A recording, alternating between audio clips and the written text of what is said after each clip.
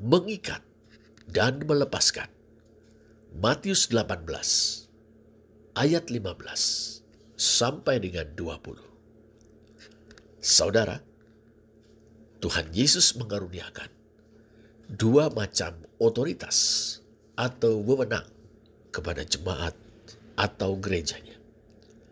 Kita menyebutnya otoritas untuk mengikat dan melepaskan. Otoritas atau wewenang ini terkait dengan posisi manusia di hadapan Allah, diselamatkan atau binasa. Dengan mengaruniakan otoritas atau wewenang itu, Tuhan Yesus melibatkan gereja dalam rancangan keselamatan ilahi. Dalam Matius 16 ayat 19, Ia bersabda kepada Simon Petrus dalam kapasitasnya sebagai perwakilan gereja, "Apa yang kau ikat di dunia ini akan terikat di sorga, dan apa yang kau lepaskan di dunia ini akan terlepas di sorga." Sedangkan dalam Matius 18 ayat 18, Ia bersabda kepada ke-12 muridnya dalam kapasitas mereka sebagai perwakilan gereja, "Sesungguhnya apa yang kamu ikat di dunia ini akan terikat di surga, dan apa yang kamu lepaskan di dunia ini akan terlepas di surga." Saudara, otoritas pertama ada dalam rangka pemberitaan Injil. Otoritas kedua ada dalam rangka disiplin gereja. Dalam Yohanes 20 ayat 22b dan 23, Yesus, Tuhan yang bangkit, menyatukan keduanya. "Terimalah Roh Kudus. Jikalau kamu mengampuni dosa orang, dosanya diampuni. Dan jikalau kamu menyatakan dosa orang tetap ada, dosanya tetap ada." Saat Injil diberitakan, gereja menyampaikan bahwa Yesus adalah Mesias atau Kristus dan mengundang manusia untuk percaya kepadanya.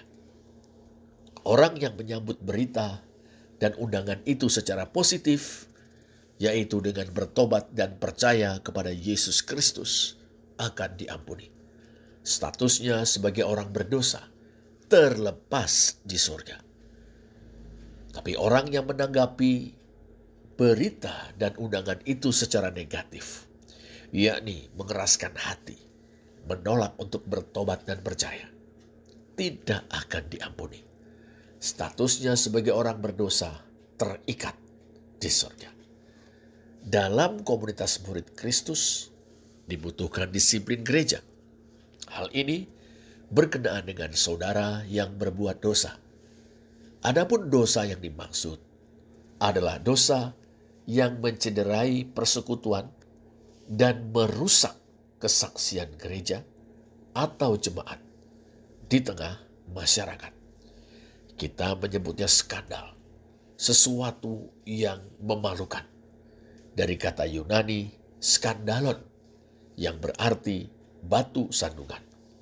Misalnya rasisme, yaitu perkataan atau perlakuan yang menghina dan diskriminatif berdasarkan perbedaan ras. Seksisme, perkataan atau perlakuan yang meremehkan atau merendahkan perempuan. Korupsi dan pencucian uang, berkedok persembahan. Juga perselingkuhan atau perpecahan.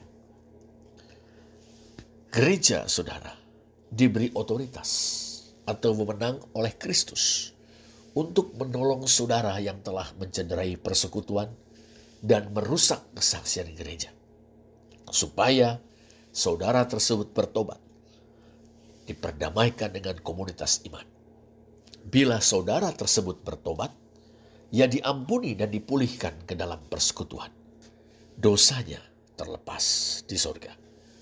Tapi bila saudara tersebut tidak mau bertobat, pada akhirnya ia harus dikeluarkan dari persekutuan. Dosanya terikat di surga.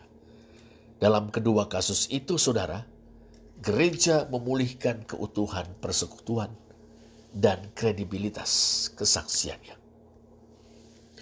Tanggapan yang negatif seorang saudara terhadap nasihat dan ajakan untuk bertobat dan sikap yang harus diambil gereja mengingatkan kita pada perkataan Rasul Paulus dalam 1 Korintus 5 ayat 5. Orang itu harus kita serahkan dalam nama Tuhan Yesus kepada iblis, sehingga binasa tubuhnya agar rohnya diselamatkan pada hari Tuhan. Kedengarannya mengerikan. Sikap hati yang menolak untuk bertobat, saudara, memiliki dua sisi. Pertama, menciderai persekutuan dan merusak kesaksian jemaat. Kedua, mempersekutukan orang itu dengan kerajaan dunia yang ada di bawah pengaruh iblis, jauh dari persekutuan dengan Allah dan berkat-berkatnya. Dikeluarkan dari gereja atau diserahkan kepada iblis, dua ungkapan yang memiliki maksud yang sama.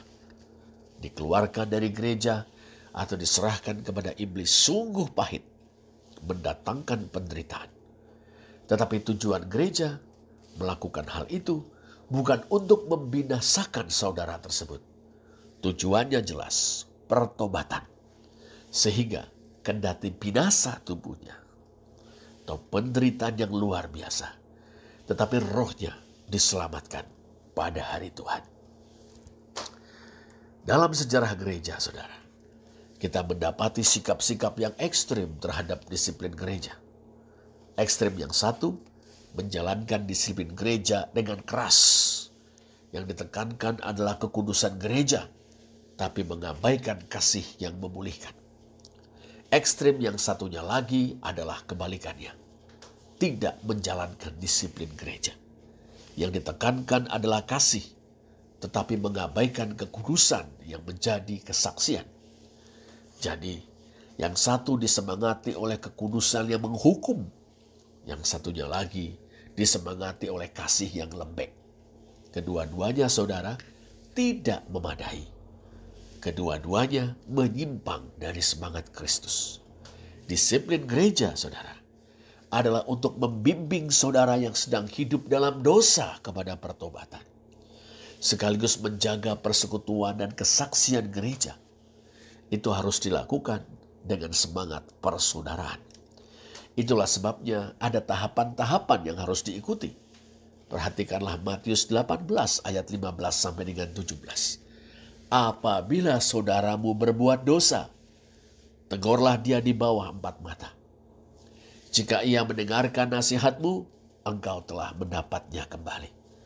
Jika ia tidak mendengarkan engkau, bawalah seorang atau 2 orang lagi, supaya atas keterangan 2 atau 3 orang saksi, perkara itu tidak disangsikan.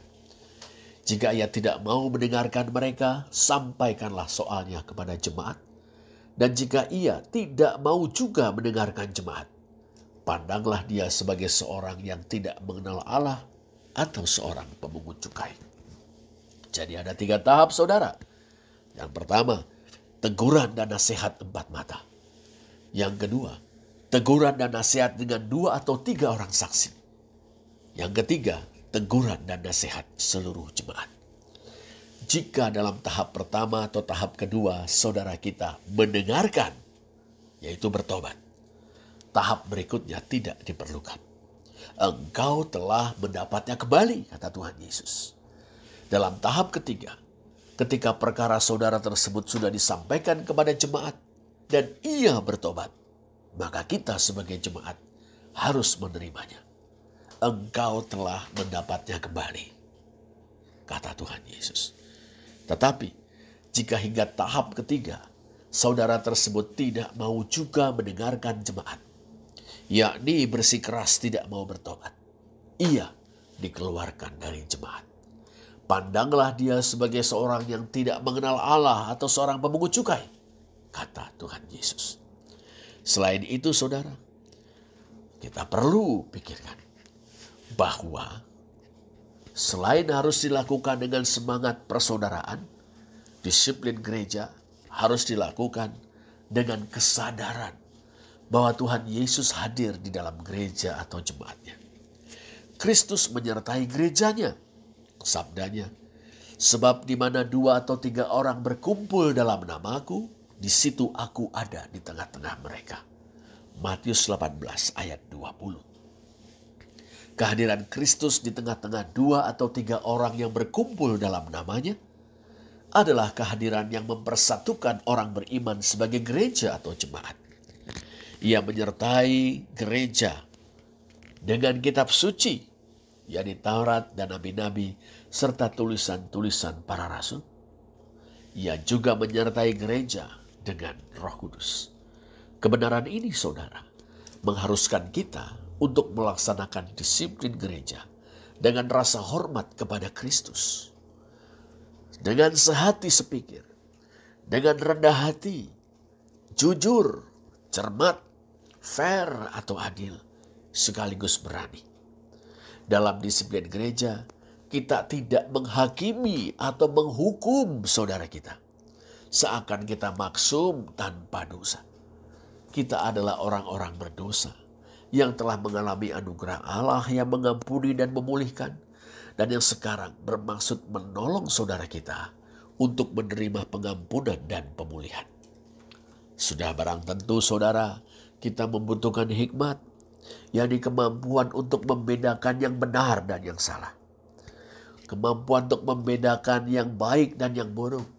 Kemampuan untuk membedakan yang berguna dan yang tidak berguna bagi jemaat. Karena itu kita berpedoman pada firman Tuhan. Dan kita berdoa kepada Allah. Kita mohon hikmat dari Roh Kudus, agar kita dapat mengambil sikap dan membuat keputusan yang dapat dipertanggungjawabkan. Kita juga berdoa untuk pertobatan saudara kita. Dan mohon agar keutuhan dan kredibilitas gereja dipulihkan. Dan ini sesuai permintaan, doa atau permohonan ini sesuai dengan janji Yesus Tuhan kita. Yang bersabda, jika 2 atau 3 orang daripadamu di dunia ini sepakat meminta apapun juga, permintaan mereka itu akan dikabulkan oleh Bapa-Ku yang di surga. Matius 18 ayat 19. Demikianlah saudara, otoritas atau wewenang yang dikaruniakan Tuhan Yesus Kristus kepada gerejanya. Otoritas mengikat dan melepaskan melalui pemberitaan Injil dan disiplin gereja. Dengan iman dan komitmen kepada Yesus Sang Mesias, mari kita bahu-membahu melaksanakannya. Terpujilah Allah. Amin.